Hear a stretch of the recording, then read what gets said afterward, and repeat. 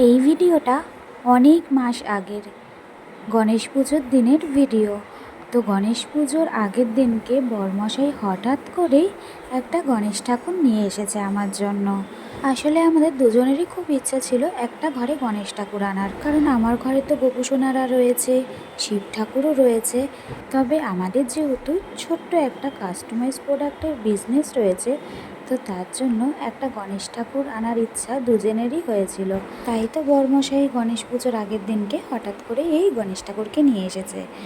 তো আমি অতটা নিয়মকানুন জানতাম না, তো নিজের মতো করে যেটুকু বা যতটুকু পেরেছি ততটুকু দিয়েই আমি ভক্তি ভরে, সবথেকে বড় জিনিস যেটা হচ্ছে পুজোতে লাগে মনের ভক্তি, তো সেই ভক্তি ভরেই আমি পুজোটা দিয়েছি। পুজোর শেষে আমি সকাল থেকে না খেয়ে পুজো দিয়েছিলাম, তাই এই প্রসাদটা খেয়ে নিলাম। আর প্রসাদ খাওয়ার সময় গুজি আমার কাছে চলে এসেছে, মাম্মা কী খাচ্ছে সেটা দেখবে আর প্রসাদের ভাগ নেবে বলে।